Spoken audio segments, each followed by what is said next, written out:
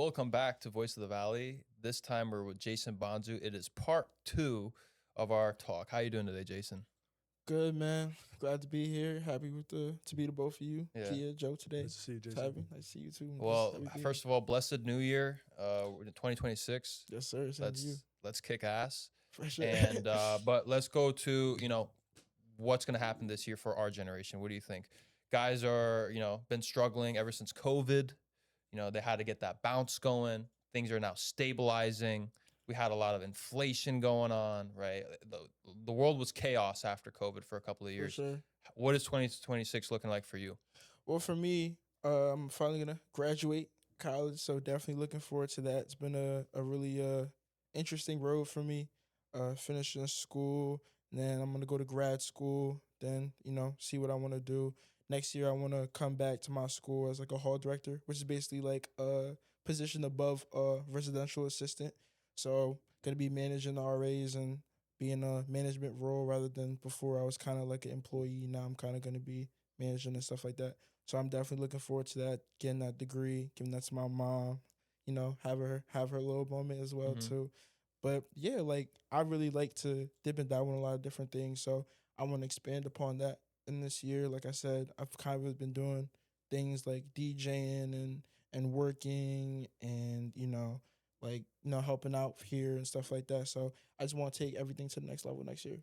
Mm-hmm. Sure. Jason doesn't give enough credit to himself. He is very big for the American Christian League, helped us out massively in the summer.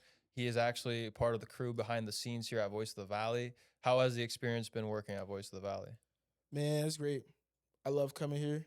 I love, taking the drive over here, helping out where I can. I really enjoy what y'all are doing over here. So anywhere I can help provide aid, whether I'm doing the cameras or whether I'm just, giving my little input or stuff like that, I'm really enjoying this process. And I love to, be a part of it in the early stages. And I can't wait for it to grow.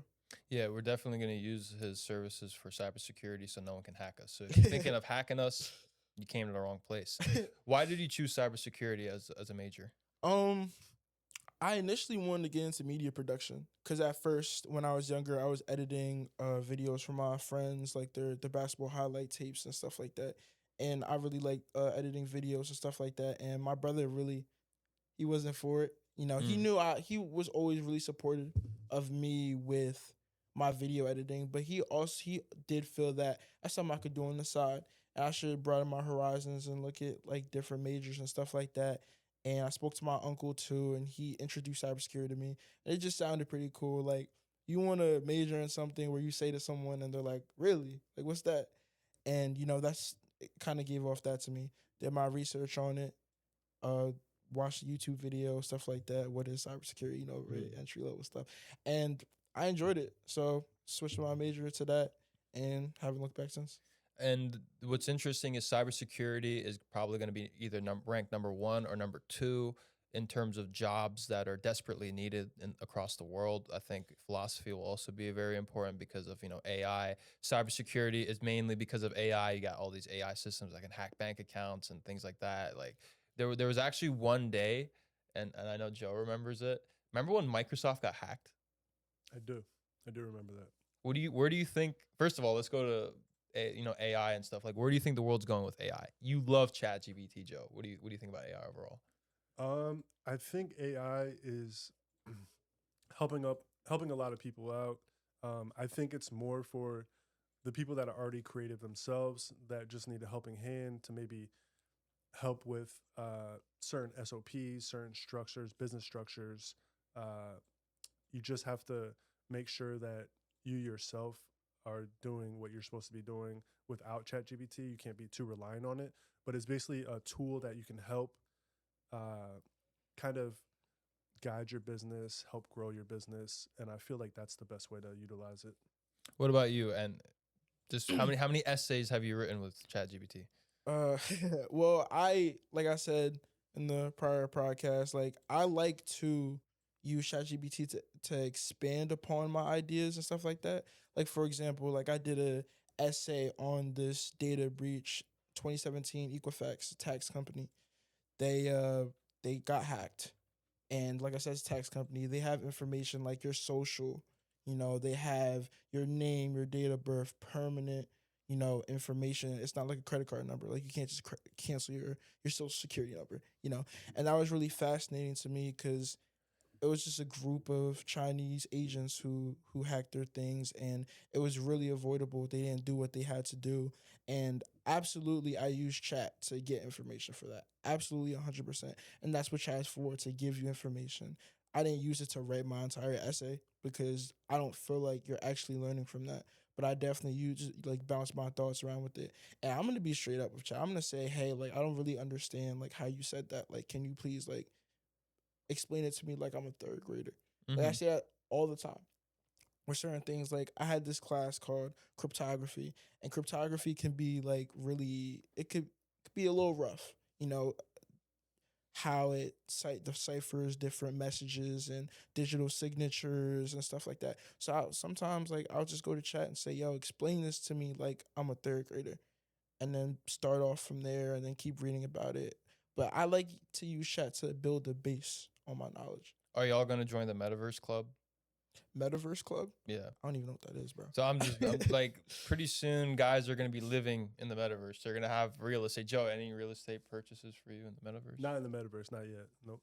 What about the flash drive? I do have a flash drive. Okay, so flash drives are really important because that's where you store your Bitcoin. Why you laugh? Bro, it's just funny, bro, because I hear people talk about Bitcoin all the time. And it's like, I have no interest in it. I know it makes you money and stuff like that, but I have money, bro.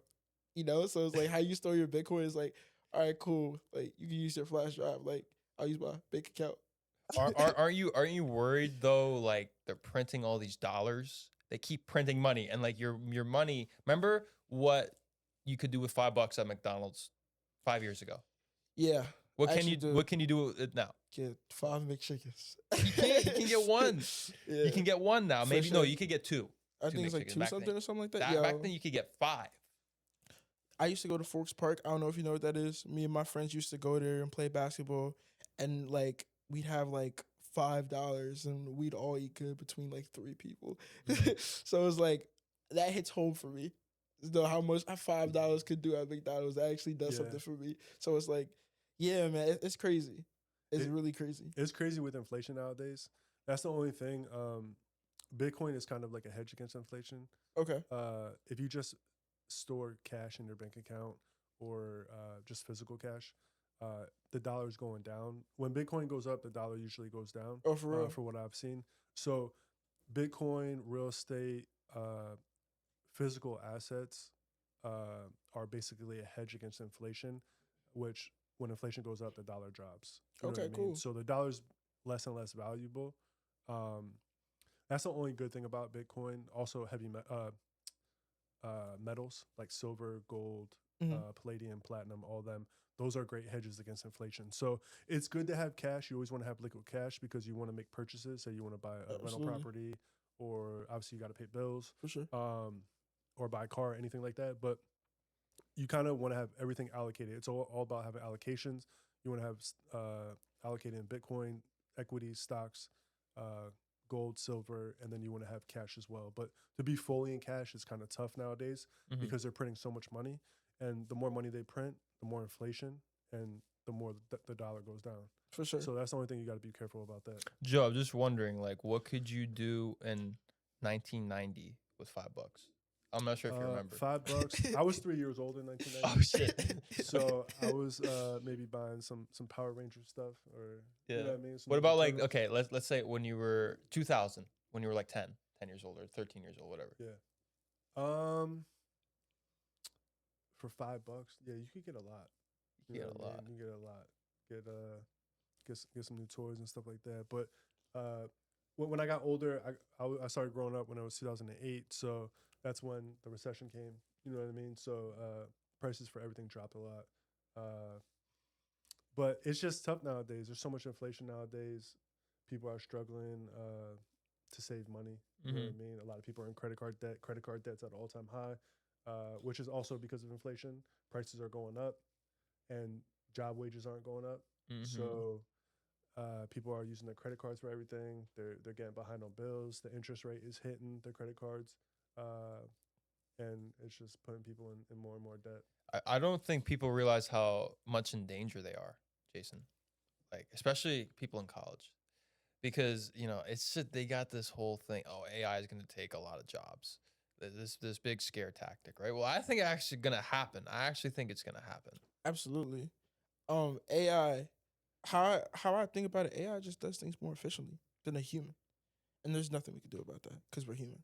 So in my eyes, like, if there's a job and AI can do it, it's gonna do it at a lower cost, it's gonna do it more efficiently and stuff like that. So definitely there's some jobs that jobs that are gonna suffer. Like computer science. Computer science was once looked at as a valuable degree. In my eyes, I think it's not anymore. Because it's essentially coding. ChatGPT, create this code for me. ChatGPT, create this website for me. It'll give you a code. ChatGPT, give me a sample code for a website that's like this. It's like, why would I pay somebody to do that? I know. It creates the code right away. You can build a website Instantly. in a couple seconds. Absolutely. Nothing. So besides computer science, what are the other top 3, 4, 5 jobs that are going to be affected by AI? I feel like help desk jobs. Like jobs where it's like, yo, I'm having issues with this. What can I do? If you really think about it, you call somebody and then they outsource you to India. And then they're like, yo, turn your computer off and turn it back on. It's like, oh, it works. It's like, you think I'm gonna wait to be put on hold for 5 hours by this company when I could just ask ChatGPT and they'll get to me like they're right next to me, tell me to turn my computer off, tell me different things to look at. Just the other day, me and my friend were looking at different things for editing, and we were looking at Streamlabs, and it wasn't working. Once upon a time, I used to go on YouTube and look up a step-by-step tutorial. He just typed in ChatGPT, yo, why is my video mirroring and why is it like lagging? ChatGPT, oh, go in your settings, go to preferences, go to high priority, performance priority, make it high. It's like, it's instantaneous. So it's like those little jobs where people teach you how to do stuff. Going to YouTube, yo, why is my controller not connecting to my PlayStation? It's like, why am I gonna watch somebody? Hey guys, welcome back to Jason Talks, and today I'm gonna tell you how to. ChatGPT is gonna tell me right away. And the worst part about AI, this is the worst part by far. People aren't going to know what's real and what's not real. Absolutely. That's the worst part. So, like, I promise you in a year, just 1 year, just 12 months, you can have Jason Bonsu on the podcast, on Voice of the Valley podcast, with Kia and Joe talking. And we're doing a podcast, but it's not us. It's AI that created it. And you can't tell the difference. Did Voice of the Valley create this? Bro. Or did AI create this? Bro, have you ever gone on Instagram and looked at Reels and then watch the video? It's like, yo, that's crazy. You go in the comments, it's like, it was AI. And you look at the top right, you see like text like distorted and stuff like that. Yeah. I'm like, dang, I really believe that was real. Like, it's crazy. AI is getting insane, and it's still relatively young. And they'll do other things where like Trump says something or like Elon Musk will say something, and like it's like crazy. It's like we're going to war. And I'm like, what? Like in the story picture, Trump turns into like Tom Cruise or something like that. It's like, oh, it's AI.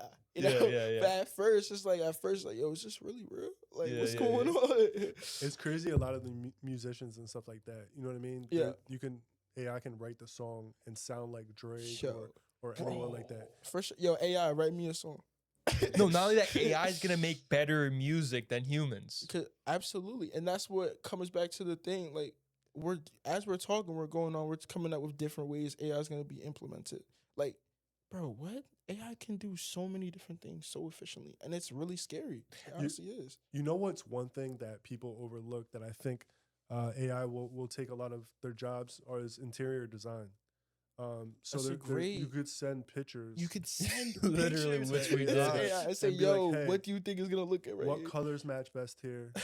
What pictures match best here? You know what I mean? What for plans sure, and bro. all that. So I think that's one thing that a lot of people are overlooking. I mean, there's not that many interior designers probably compared to computer science for sure degrees and stuff like that. But I think that's one of the jobs that's going to be affected right away. Absolutely. That's a great point. Like different types of architecture. Like, why am I going to pay somebody $100 to give me like a consultation? Or and even tax related things. And I know your brother is an accountant. Yeah. I really think it will become a product because a lot of accountants. Let's just be real, like For sure. a lot of accountants will give you loopholes, right? Yeah. They give you loopholes, and you can use these loopholes, and you can save tens of thousands, and some people hundreds of thousands of dollars, right? But the government is really going to want AI to do it because AI isn't going to let you use those loopholes as much. So what I'm gonna say for that, I don't know, it's because it's my brother, so I'm gonna defend his job. But I don't agree with that just because like legally, like if I ask AI an interior design question, AI is gonna mess up. AI is gonna make mistakes. So if they tell me something that's bad, like I look at it, I'm like, okay, I'm not gonna do that. If AI tells you to do your taxes, that's something that someone isn't like you have to be educated to do because you have to know what's legal and what's not legal. Because if AI tells you something and God forbid it makes a mistake and now you're in legal trouble because you went to AI versus you going to someone who's studied it, someone who has a degree in it, someone who's worked with it. Well, I want to rebuttal with that. You know that the main thing they're using now for like TurboTax or anything, the main thing they're using to check it is AI. So they're checking all of the taxes everyone puts in with AI. For sure, but it's a process, Kia. But Like go ahead. No, I'm like basically what I was saying is like it's a process. So first you gotta have a human look at it, human do their thing, then you have AI go over it and go check it over again. And I think it's a process, and that's how it should be. We should coexist with the internet and AI and stuff like that. Okay, so how much should we coexist? Are you getting the chip in your brain? Are you crazy?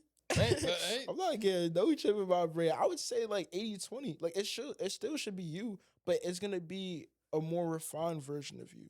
But Joe, what were you about to say? Yeah, wouldn't it make sense? Because accountants get paid what, by hourly? So I'm assuming like accountants get paid by hourly. Okay, It's kind of like cool. a lawyer. Cool. Totally different though. But wouldn't it make sense to use AI to do your taxes and then have the tax professional look over it? Because then you're saving hours of work, and then you just pay them to look over it. Don't you think where that can kind of affect their pay? Absolutely, it could. And like I said, maybe I'm saying this because my brother's an accountant. I'm just my instinct is to go behind my brother and stuff like that. Sure. But I would say that no, like I said, use the process. I am 100% willing to pay extra, knowing that I have that security. Pay extra, knowing that I'm doing it right and I'm doing it legally and doing it the correct way. And sometimes I've had some instances where I asked Chat a question and it's completely wrong. Chat does it wrong. Like the one time I asked Chat to make a flyer for me because I'm an RA. We do programs. I asked them to make a flyer for me, and I look at the flyer. I sent it over. The flyer had distorted text. Like Chat isn't 100%. Like it's not 100% ready to do tasks like that. It still needs like those type of tasks. Still needs humans to look over it and to do stuff like that. So I don't think Chat is 100% ready to do that yet, and I don't feel comfortable doing that because if it does it wrong, the consequence could be me paying like 10 times the amount to the government just because it was done incorrectly. I agree. Are there any other AI tools that you use like Claude, Grok, any of those? I use the one I use Gemini because it's free for students. But I use I think it's called Banana. It helps you like create images and stuff like that. And like I said, it's not done yet. It's not done correctly yet because it still gives you distorted text. Well, bro, it's not gonna be wrong in telling you 9 months, which is like 250 days. Bro, in 250 days, AI will be so powerful because it keeps multiplying. Like the power of AI is an exponential effect. For sure. You know what I mean? All these language models, ChatGPT, Gemini, X AI, Grok AI, you got all these AI, they're all communicating with each other. And they're all learning from each other. So, and like you bring up Banana AI, right? Or whatever it is. And that's creating images and pictures so, and stuff like that. So what they're going to do eventually is, I'm sure someone's going to do this, is they're going to bring out the first AI that can do everything together. Can create images, can, do text to speech, can think emotionally. I don't think a computer is going to think. I think Apple will do it. I think Apple's going to be the one. I hope they don't. I mean, once we start giving the computer emotions, we're done. Us as humans, we're done. Cause like that's the edge we have. I mean, we can refine it. We probably don't make, we do make mistakes, but different with mistakes. We make different mistakes than AI. But once you give like a computer feelings, I don't know why you would ever want. You know what's gonna be weird in our time people marrying robots, which is gonna happen in our time, bro. My sister was just talking to me about how a person was talking with the AI bot, and the AI bot convinced the person that they were in a relationship and convinced the person to kill themselves to be with the AI. You know, it's like that type of stuff is scary, and there's people who can't handle that type of technology. Mhm. You know what I mean? Like, I don't know if you guys have ever seen this, but you ever watch My Strange Addictions? Like, Yeah, the yeah, dude yeah, who's in love with his car. yeah. You never seen that? Nah, I never saw Joe, that. there's a guy who's in love with his car, who has like a relationship with this car. Yo, Could you I know the imagine- exact You episode know what you're I'm talking talking about? about The dude too. with the Yeah. the slick back hair. Yeah, yeah. He was in love with his car. Could you imagine if his car could talk back to him? That's If his car and Grok is now in Teslas. Yeah. Could you imagine if that dude was talking back to his car? Well, just look at this real quick, right?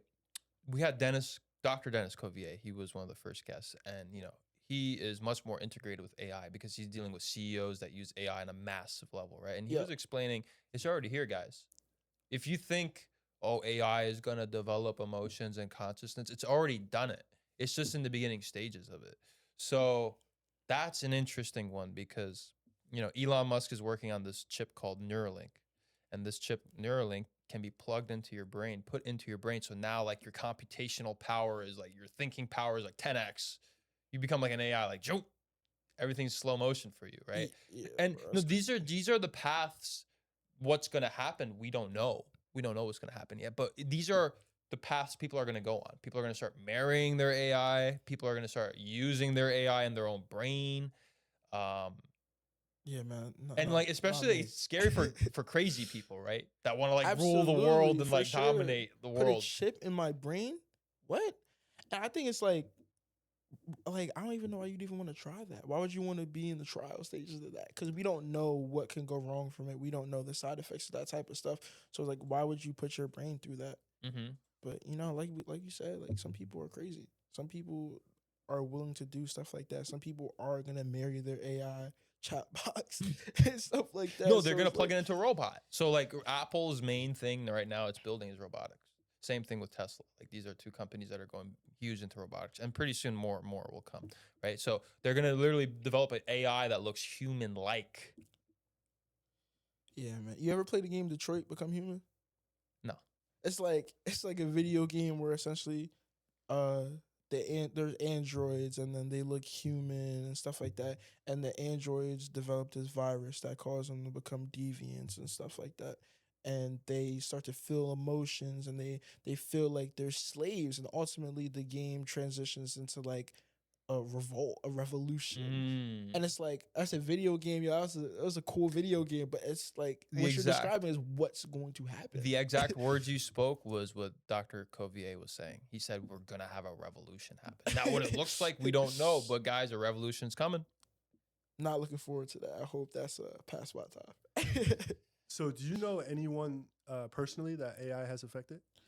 No, I wouldn't say personally, but like, I would say like I want to say effect, but we use AI in different ways. Like, there would be some times where it's like I'm talking to someone and they're like, "Oh, I was talking to AI about like I was on like Tinder, right? I was on Tinder and I spoke to AI on what should I say, like just as a joke, it's like and stuff like that. And not I want to say like anything personally that has that AI like I don't want to say affected someone like that. No, but we just use AI in funny ways because why not? Mm-hmm. We don't need to use AI. What happens when AI starts fucking with us? What do you mean by that, Like AI starts to prank us. Like what if AI starts pranking us? bro? Yo, In what way? yo, how like you you gonna- say like yo, give me like I'm writing an essay, like help me write this essay, right? And you're one of the people that doesn't read off the essay, right? You just see it typed, it just comes out, you copy paste it, you send it to your professor, right? Yeah, And then the AI pranks you and like writes some BS, you know what I For mean? sure, And and then they you're like, just well, why copy and did you paste do it. that? Oh, I thought it was funny. Like I thought get it was, kicked out of school and stuff like that. You just lost your scholarship to school. Yeah, man. AI is scary. or is or scary. AI is like you like, how what should I do to fix my car? And it's like, all right, put you know when you're trying to jump your car, For sure. it tells you like the wrong one. For sure. Yeah, it's you like why, you die. that's why you say you gotta leave stuff to the professionals, leave stuff to people who are educated and who do it every day, day in and day out. They go and fix their cars. I'm not gonna ask AI to do it. I don't trust myself. I'm not a professional. A mechanic can trump an AI. I'm going with the mechanic's word over the AI because the mechanic has been doing it. The mechanic studied it. Mechanic has made money, has made a living off of it. AI is, like I said, in its early stages. And it's like you use AI to build upon what you know. Like you're not going to ask AI to go talk to a girl and get you her number. But are you going to see what AI has to say? Why not? Yeah, why not? Yeah. Why not? To just build upon what you're doing. And that's why I go on, Joe, what you said, like, hasn't affected us, like, in a way where, like, none of my friends are going to marry, like, Gemini. But, like, we do consult it for everyday type of things. Gotcha. So before we wrap up, just, as a young adult, most young adults don't know their purpose in life yet. But what's your purpose moving forward? Like, what do you want to give back to the community or anyone? Man, I think about that question a lot every day. And for me, man, I just want to be the best person I want to be. A lot in my road, in my life, in my struggles, there's always been someone to help me, whether it's family or someone close, like AG, Anthony Green. He helped me out a lot, especially with basketball and stuff like that. My big brother, that's my guy, stuff like that. So they were good to me. Obviously, like my mom, my aunts, say like that's family. But like AG, he was someone who I met who helped me grow and stuff like that. AG didn't have to do a damn thing for me, and I'm really grateful for that. Grateful for my friends. Like I have lots of friends who helped me out. My boy Chris helped me out with my basketball journey and my recruiting, stuff like that. Helped me out with school. I'm at my school, my position because of them. I just want to be a good person. You don't know what someone's going through, and that's something I've learned from my RA experiences. Like someone could look cool but could really need your help the next day. I want to be that person that always help. I want to be that person that was always doing the right thing, always helping out someone when you didn't need to, but when they needed it. So Amen. to answer your question, in my life, I just want to be a good person and help where I'm needed. A good mentor. Absolutely. That's great. Well, thank you, brother. Appreciate it. Appreciate being on here, Voice of the Valley. Make it a movement. Yeah, it's a movement. Join the movement, guys. Join the movement.